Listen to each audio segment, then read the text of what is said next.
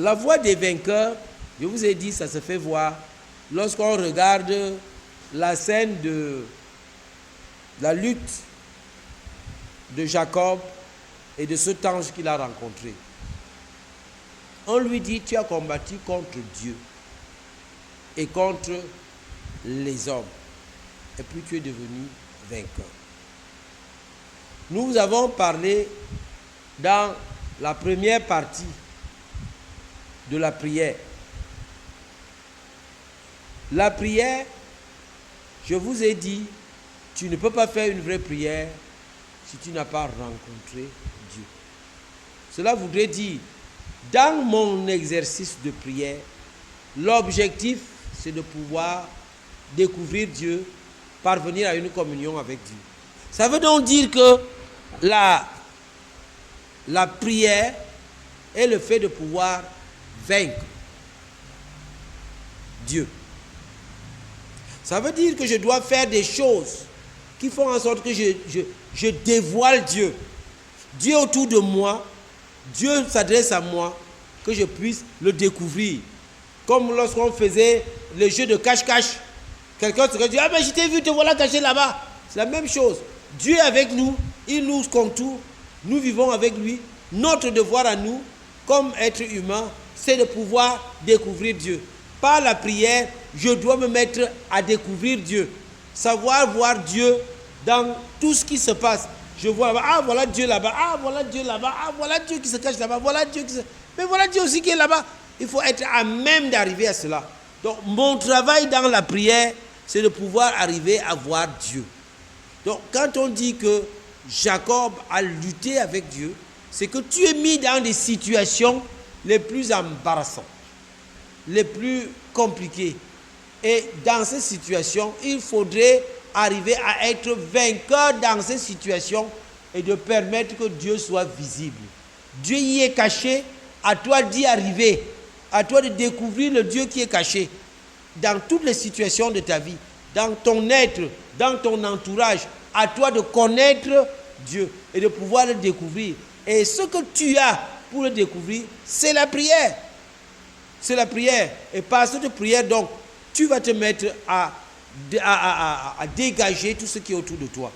Par toutes les formes de prière, tu dégages par-ci, tu dégages par-là, pour voir tous les aspects que Dieu te présente, et tu vas le voir. Et tu vas voir que c'est merveilleux de pouvoir découvrir Dieu.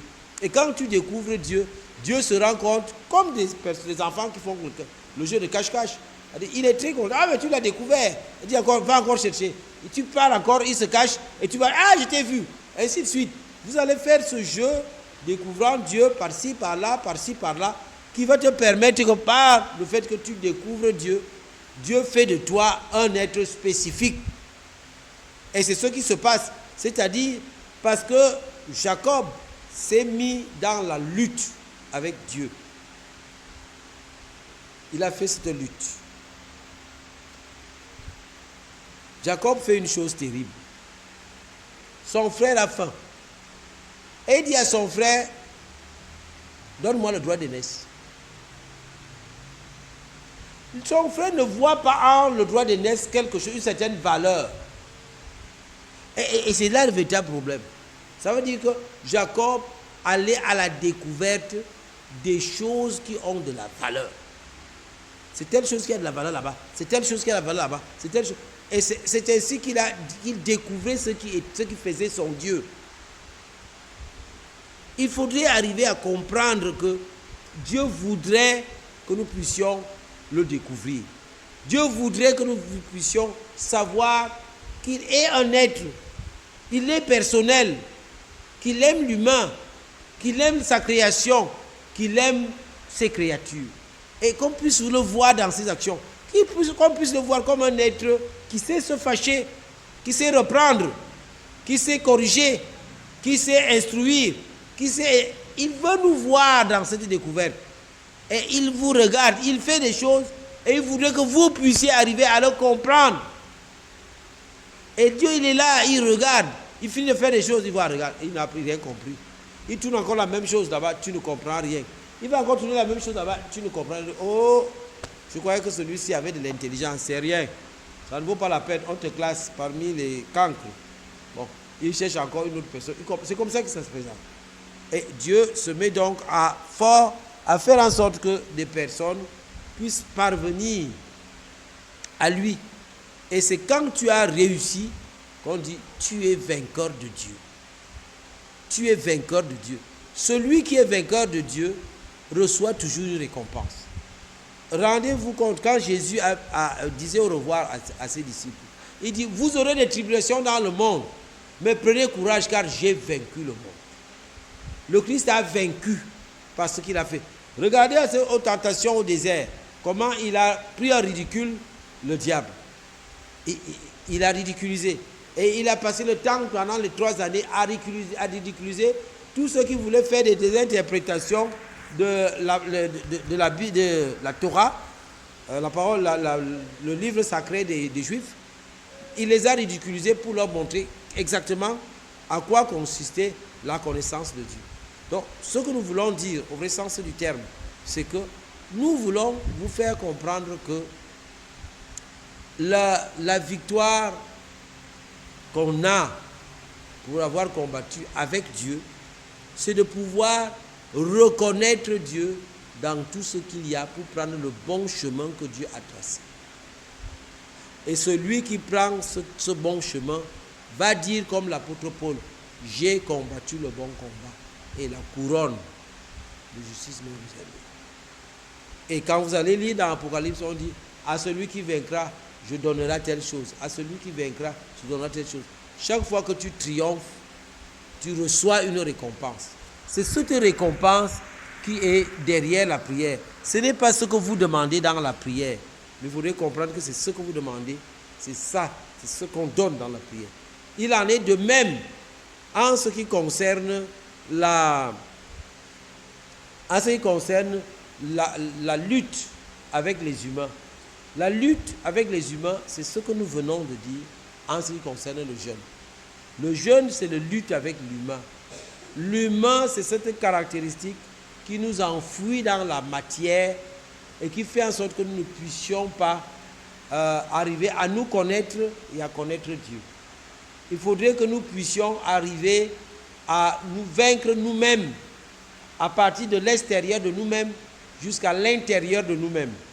Il faudrait que nous puissions nous engager dans ce combat en faisant le vrai jeûne, en sachant donner ce que nous avons, afin de pouvoir nous en débarrasser au nom de Dieu et que nous puissions suivre un chemin qui nous permettra de pouvoir atteindre des bonnes hauteurs qui nous permet de pouvoir produire le divin dans notre vécu. Il ne faudrait pas que nous puissions nous attacher à des choses terribles. Regardez Jacob et son frère Ésaü. Ésaü s'est attaché à des choses. Il s'attache à la nourriture. Il veut manger le haricot. Et il pense que c'est quelque chose qui est agréable. C'est ce qu'il va faire. Ce qui fait en sorte qu'il va perdre la bénédiction. Parce que lui, il cherchait seulement la nourriture. Il n'a rien compris du tout. Comment tu veux prendre encore la bénédiction alors que tu as vendu ton droit d'aînesse? Tu l'as perdu.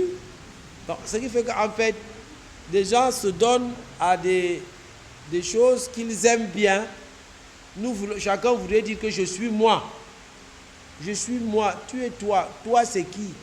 Toi, c'est personne. Il faudrait ne croire pas que te revendiquer d'un caractère racial ou tribal te donne une certaine valeur. Non, ta valeur sera par rapport à Dieu. Quand tu auras eu un rapport avec Dieu, quand je suis membre du corps de Christ, j'ai une valeur. Mais quand je dis que je suis ce que je suis dans mon coin tribal ou racial, je ne suis encore rien. Il faudrait que je sache où se trouvent les valeurs et que je puisse courir vers ces valeurs afin de pouvoir comprendre. Nous voulons dire, pour en achever, que le diacre doit comprendre que la voie de la victoire, la voie des vainqueurs, est celle qui est propre pour la diaconie. Parce que la diaconie manipule la sacralité. C'est ce qui est saint que vous devez manipuler à chaque instant. Le sanctuaire de Dieu, c'est un lieu saint. Les sacrements sont des objets et des scènes, des rituels sacrés. Vous ne devez pas le faire dans des états d'impureté, dans des états qui repoussent, mais vous devez le faire en ramenant Dieu vers la communauté, en faisant voir la puissance de Dieu dans ce que vous faites. À ce moment, vous allez faire un bon diacre. Soyez donc des bons diacres en suivant la voie des vainqueurs. Arrêtons-nous là.